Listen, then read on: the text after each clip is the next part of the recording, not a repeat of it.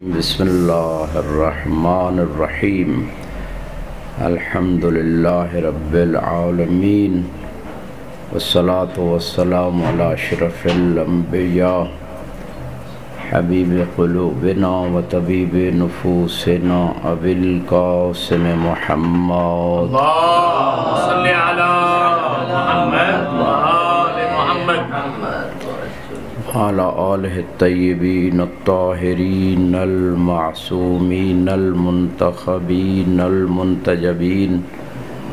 واللعنۃ الدائم علی اعدائہم اجمعین رب زدنی علما رب اشرح لی صدری ویسر لی امری واحلل عقدۃ من لسانی یفقہوا قولی حسبنا اللہ ونعم الوکیل نعم المولا و نعم النصیر اما بعد فقد قال اللہ سبحانہ وتعالی فی کتابہ المجید بسم اللہ الرحمن الرحیم شہر رمضان الذی انزل فیہ القرآن ھدی للناس صلوات بر محمد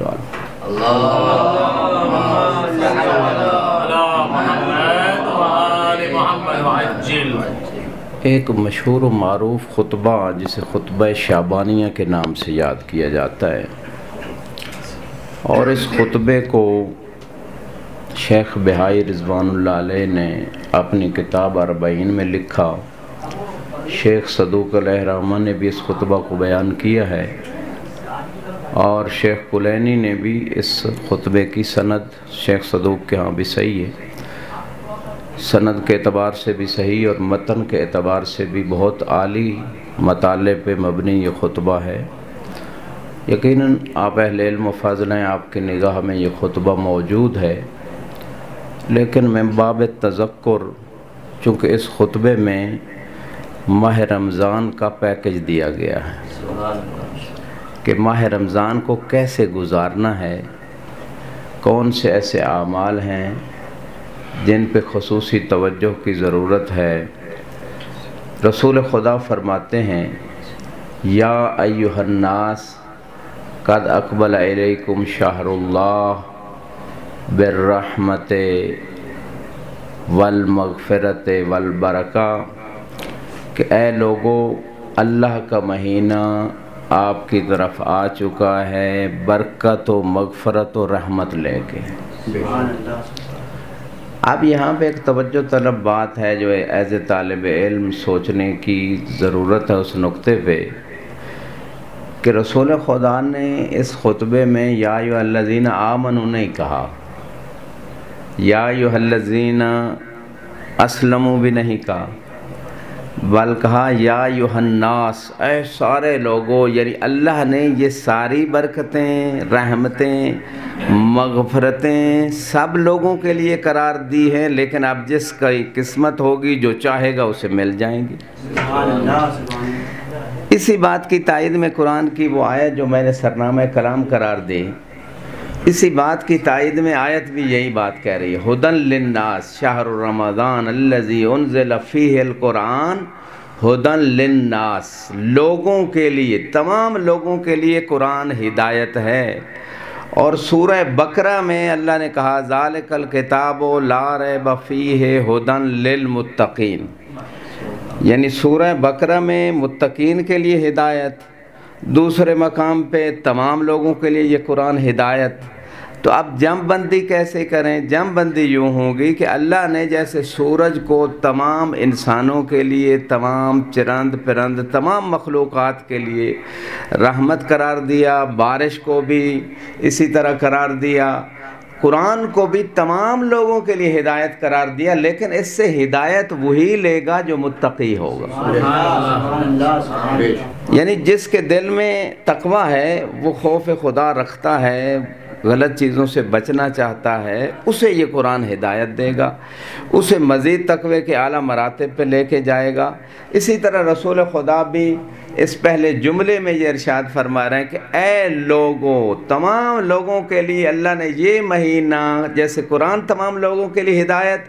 اسی طرح یہ مہینہ تمام لوگوں کے لیے برکت، رحمت اور مغفرت لے کے آیا ہے۔ لیکن علیکم السلام، اس مہینے کی برکت و مغفرت و رحمت وہی سمیٹے گا جس کے دل میں تقوی ہوگا۔ مل کے ایک صلوات پڑھیں بار محمد والے صلی اللہ۔ اچھا، اسی بہت ساری شروع لکھی گئی اس خطبے کے ذیل میں، لیکن اسی خطبے میں دوسرا جو نقطہ محل تأمل ہے، قد اقبل علیکم شہر اللہ، یعنی یہ بھی بہت بڑی اس مہینے کو فضیلت حاصل ہے کہ باقی بھی اللہ نے مہینے بنائے ہیں، اور اللہ نے پتہ نہیں کوئی 12 سے اللہ کو اتنا پیار ہے کہ مہینے بھی بنائے تو 12 ہی بنائے، لیکن اس مہینے کو خصوصیت دی ہے خدا نے، اور اس مہینے کو اللہ نے اپنا مہینہ کہا۔ جیسے رجب شاہ صاحب، رجب کا مہینہ مولا نے کہا میرا مہینہ ہے،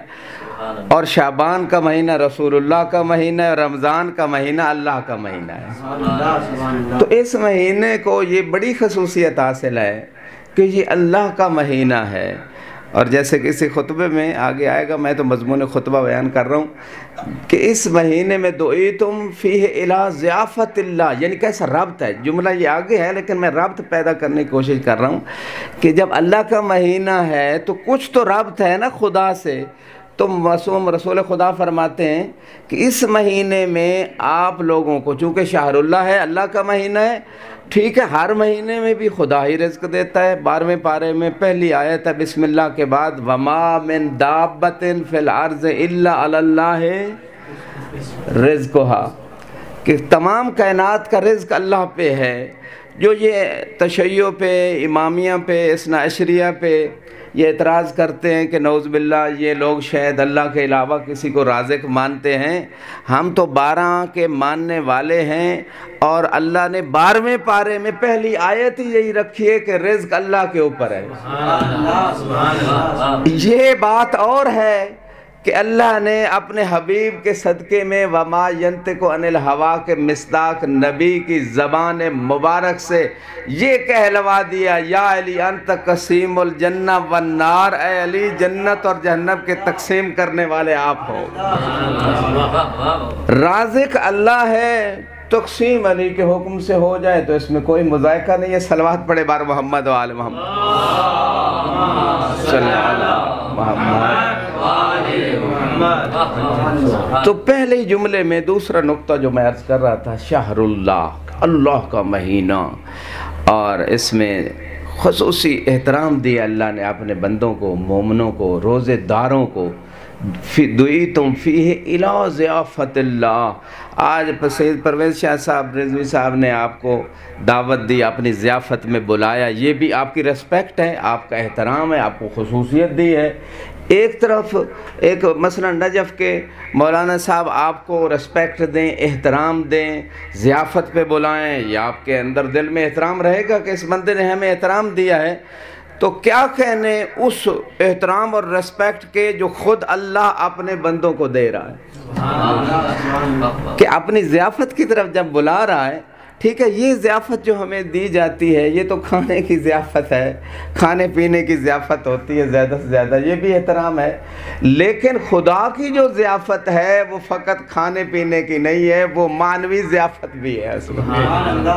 اور وہ سب سے اعلیٰ و ارفع ضیافت اور قیمتی ترین ضیافت ہے۔ اسی وجہ سے وہ معصوم کا فرمان مجھے یاد آ گیا کہ جس میں آپ فرماتے ہیں کہ روزے دار کو روزے کے افطار کے وقت ایک خوشی اور فرحت معنوی نصیب ہوتی ہے،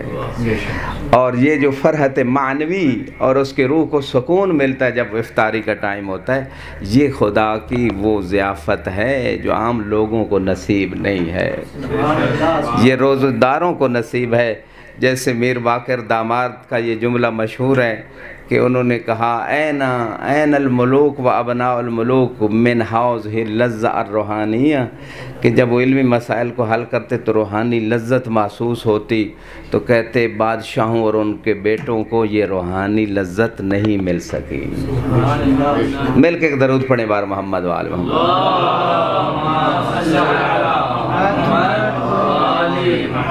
اچھا، یہ جو شہر اللہ ہے اس میں 3 چیزوں کی بڑی خصوصیت ہے۔ شہر البرکہ، برکہ کسے کہتے ہیں؟ ایک فرمان کسی نے مجھ سے پوچھا کہ یہ ابن ادھم نے کے بارے میں منقول ہوتا ہے کہ یہ فرمان تو آپ بتائیں، تو علیہ السلام سیدنا فضلنا صلو علی محمد و آل محمد، صلی علی محمد۔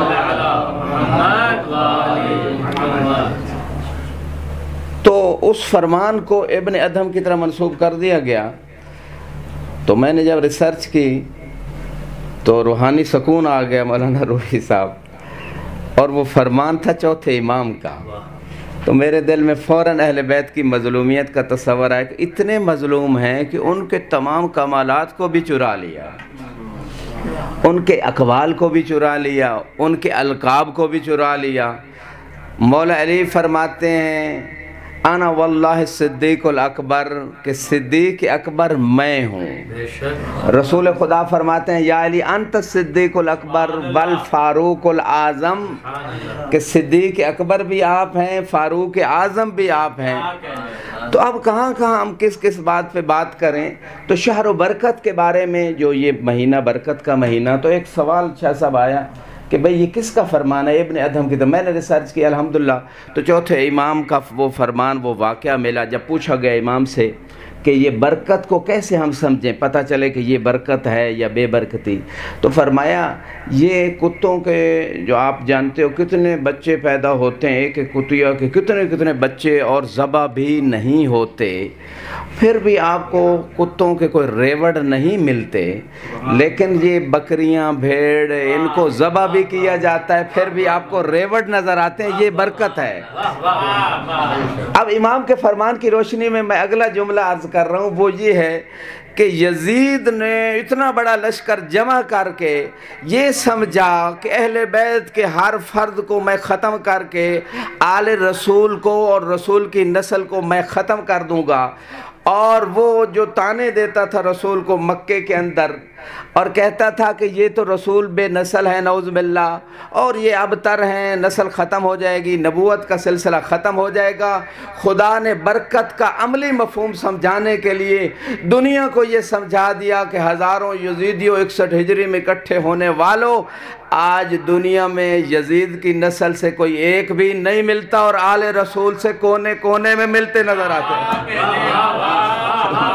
سلامت رہے، سلامت رہے، یا سلامت رہے، سلامت، جزاکم اللہ۔ تو یہ ہے برکت کا مفہوم، اور برکت کا مفہوم اگر رزق کے حوالے سے ہم بات کریں ہیں تو یہاں پہ مجھے حدیث رسول ابو ذر شاہ صاحب یاد آ گئی کہ جو سنی شیعہ مصادر کے اندر موجود ہے، اور اس کی سند بھی معتبر، بلکہ اگر مستفیض یا تواتر کی حد تک بھی کہیں تو بے جا نہیں ہوگا، اس مصدر میں یہ روایت ملتی ہے۔ جب ڈاکٹر اشرف جلالی نے پاکستان میں بی بی فاطمہ کی شان میں گستاخی کی تھی، تو اور پھر بعد میں مولا علی کی شان میں اس نے گستاخی کی، تو اس کا میں نے جو جواب دیا تھا اس حدیث کی روشنی میں کہ علی خیر البشر من ابا فقط کفر، کے مصطفیٰ نے فرمایا علی کائنات میں میرے بعد سب سے افضل ہیں، اور جو انکار کرے گا وہی کافر ہے۔ تو مہینوں میں دنوں کے اعتبار سے، گھڑیوں کے اعتبار سے، لیالی کے اعتبار سے یہ مہینہ افضل ترین مہینہ ہے، لیکن مخلوق میں مصطفیٰ کے بعد علی سب سے افضل ہیں۔ علی کی ذات پہ ایک بلند صلوات پڑھیں بار محمد۔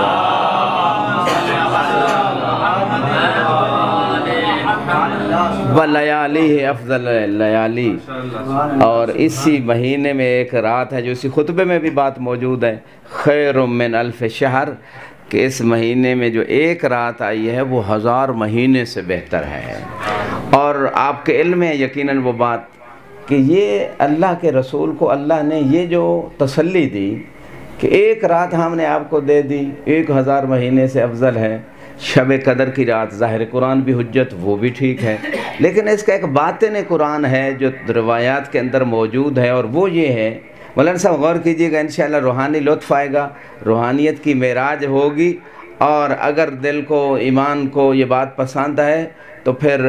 اللہ کے شکر کے طور پہ الحمدللہ سبحان اللہ کہہ دیجئے گا۔ وہ باطن قرآن یہ ہے کہ اسی مہینے میں ایک رات جو ہے 1000 مہینے سے بہتر ہے، اور وہ شب قدر ہے۔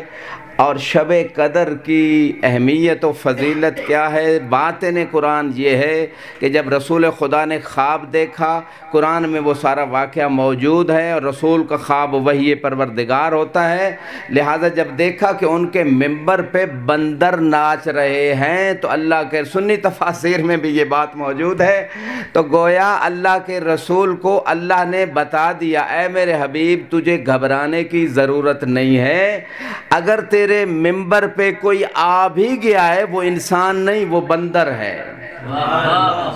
اور دوسری تسلی یہ دی، اے میرے حبیب آپ کیوں گھبراتے ہیں کہ آپ کے ممبر پہ بنو امیہ جو ان کی حقیقت اور ریالٹی بندر ہیں وہ ناچ رہے ہیں آپ کے بعد، اور ان کی حکومت کا ٹوٹل پیریڈ جو ہے وہ 1000 مہینہ ہوگا۔ ہم نے آپ کو، اگر روایت جن احباب کے ذہن میں ان کو لطف آئے گا وہ روایت بھی موجود ہے، ہم نے آپ کو زہرا کی شکل میں ایک ایسی لیلۃ القدر عطا کر دی ہے جو 1000 مہینے سے بہتر ہے۔ سلامت رہے، سلامت رہے، سلامت رہے، سلامت رہے۔ تو معصوم فرماتے ہیں واللہ ہے جدتی فاطمہ ہی لیلۃ القدر وعلی معرفتہا دارت القرون الاولی، کہ جتنی صدیاں پچھلی گزرتی رہی اگر میری دادی زہرا کی معرفت نہ ہوتی نہ کسی نبی کو نبوت ملتی،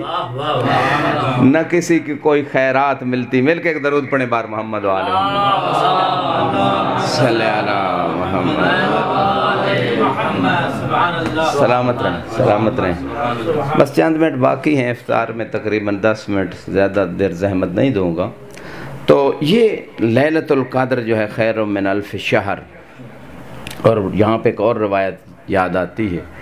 کہ امام فرماتے ہیں کہ جس کو میری دادی زہرا کی معرفت نصیب ہو گئی فَإِنَّهُ يُدْرِكُ لَيْلَةَ الْقَدْرِ، آپ کو سمجھ آ گئی ہوگی کہ جن کے دلوں میں بیوی کی معرفت و محبت ہے شب قدر انہیں ہی نصیب ہوتی ہے۔ دوسرے کوئی 27 کو منا رہے ہیں، کہیں اور در بدر پھر رہے ہیں، تو شب قدر نصیب جو ہوتی ہے وہ انہی ہستیوں کو ہوتی ہے جن کے دلوں میں جناب زہرا کی محبت و معرفت ہے۔ بی بی کی عظمت کے اوپر بلند درود پڑھیں بار محمد صلی اللہ محمد وآل محمد۔ اور یہی خطبہ، لمبا خطبہ بیان کرتے کرتے مولا علی نے ایک سوال کیا، یا رسول اللہ ایو عمل افضل الاعمال فی ھذا الشہر، کہ اس مہینے میں سب سے افضل عمل کون سا ہے؟ تو آپ نے فرمایا الورع عن محارم اللہ، کہ اللہ کی حرام کردہ چیزوں سے بچنا یہ سب سے افضل عمل ہے۔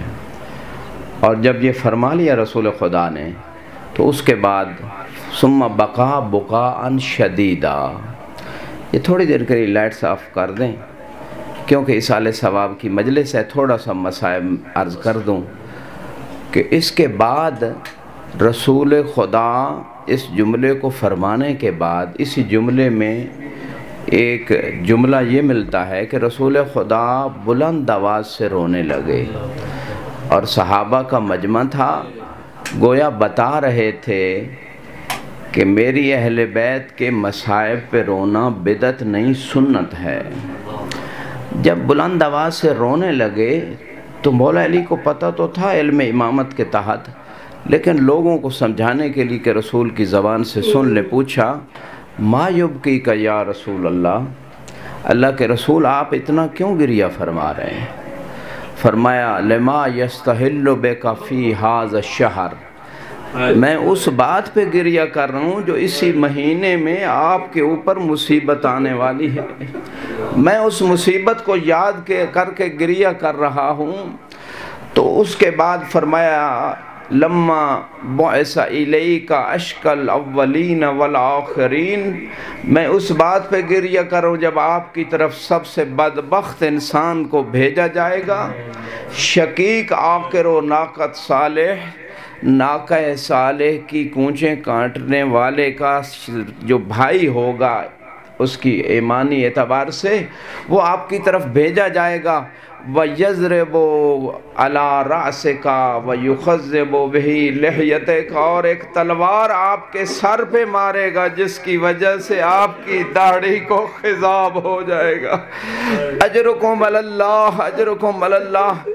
عزادارو غم اہل بیت کے علاوہ خدا تمہیں کوئی غم نہ دے۔ میں کہوں گا مولا علی آپ بہت بڑے مظلوم ہیں،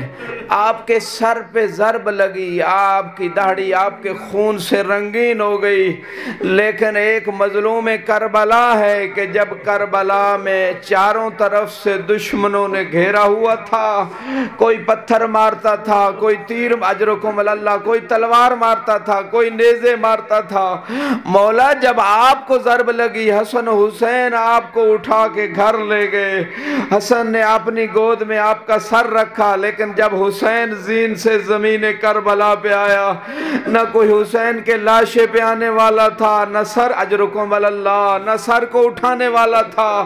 مولا جب آپ زین سے زمین پہ، جب آپ کو ضرب لگی مسجد کوفہ کے اندر، آپ کو یہ فکر نہیں تھی کہ میرے بعد زینب کی چادر اتر جائے گی، لیکن مولا حسین کے دل میں یہ دکھ بھی تھا کہ میرے بعد سکینہ کو تماچے لگیں گے، زینب کی چادر اترے گی۔ عزادارو یہی وجہ تھی کہ جب مولا حسین زخموں میں چور زمین کربلا پہ پڑے تھے، کسی ظالم نے کہا اگر دیکھنا چاہتے ہو نا کہ حسین زندہ ہے تو پھر خیموں پہ حملہ کر دو۔ عزادارو ملعونوں نے خیام کا رخ کیا، مولا حسین اٹھ کھڑے ہوئے، تھوڑی دیر چلے پھر گر پڑے، پھر اٹھے پھر گر پڑے۔ روایت کہتی جب بار بار امام اٹھتے گر جاتے تو کسی نے کہا، امام نے آواز دی، اے قوم اگر تمہارا کوئی دین نہیں ہے، بلا تخافون المعاد، تمہیں روز قیامت کا کوئی ڈر نہیں ہے، کونو احرارا فی دنیاکم، دنیا میں آزاد بندے بن جاؤ۔ شمر نے کہا ماذا ترید یا ابن فاطمہ، کیا چاہتے ہو؟ فرمایا تمہاری جنگ مجھ سے ہے، کم از کم میری زندگی میں خیموں کا رخ نہ کرو۔ میں کہوں گا مولا آپ بہت بڑے غیور ہیں، لیکن آپ کی زندگی میں کسی نے سکینہ کو تماچا نہیں مارا۔ علی کائنات کا وہ مظلوم ہے جس کے سامنے زہرا کو تماچے لگتے ہیں۔ الا لعنت اللہ علی قوم الظالمین وسیعلم الذین ظلموا ای منقلب ینقلبون۔ پروردگار بحق محمد و آل محمد اس قلیل سے عبادت کو اپنی بارگاہ میں قبول و مقبول فرما، ہمارے صغیر و کبیرہ گناہوں سے درگزر فرما، علم و عمل کی دولت سے مالا مال فرما، ہماری زبانوں میں زیادہ تاثیر پیدا فرما، شرح صدر عطا فرما، اس ماہ رمضان کی برکتیں حاصل کرنے کی ہمیں زیادہ توفیق عطا فرما، تلاوت قرآن کی فہم کے ساتھ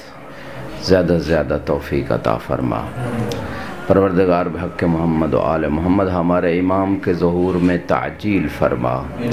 ہمارے امام کو ہم سے راضی فرما، ہمارے دلوں میں مزید اخلاص پیدا فرما، ہمارے بچوں کو نیک بنا، ہم سب کو ہماری نسلوں کو ہمیشہ ممبر حسین علیہ السلام کی خدمت کی توفیق عطا فرما، شیعان حیدر کرار کی محافظت فرما، اسلام دشمن طاقتوں کو ہدایت عطا فرما، اگر ہدایت کے اہل نہیں ان کو نست و نابود فرما، سب کے رزق کے حلال میں اضافہ فرما، ہمارے اعمال کو قبول و مقبول فرما۔ پروردگار اس مہینے میں ہر قسم کی خیرات کو سمیٹنے کی ہمیں توفیق عطا فرما، محترم مولانا سید پرویز حسین رضوی صاحب کی توفیقات خیر میں اضافہ فرما، ان کی اس سائی کو اپنی بارگاہ میں قبول و مقبول فرما، ان کے جو بھی جائز نیک حاجات ہیں ان کو شرف قبولیت عطا فرما۔ ایک مرتبہ سورہ فاتحہ لجمیع المومنین والمومنات، خصوصاً اس مجلس کا اس افطاری کا ثواب 14 معصومین کی بارگاہوں میں ہدیہ کرتے ہیں، ان بارگاہوں سے جو ثواب حاصل ہو اس ثواب کو برادر مولانا سید پرویز کے مرحومین کی ارواح کو پہنچا۔ اسی طرح کچھ اور مومنین جن کے نام باقاعدہ لکھ کے دیے گئے ہیں ان کی ارواح کو اس کا ثواب پہنچا۔ عزیز زہرا، ظریف الحسن، انس فاطمہ، علی شہید، حسین، نفیس فاطمہ، سیدہ بیگم اظہر عباس محمود رضا، پروردگار ان مومنین مومنات کے درجات کو بلند فرما، شفاعت اہل بیت نصیب فرما۔ ایک مرتبہ سورہ فاتحہ لجمیع المومنین والمومنات جن کے لیے اس مجلس کا انعقاد کیا گیا، ان کی روحوں کو اصال ثواب کے لیے سورہ فاتحہ مع الصلوات۔ اللہم صلی علی محمد و آل محمد وعجل صلی اللہ علیہ وسلم۔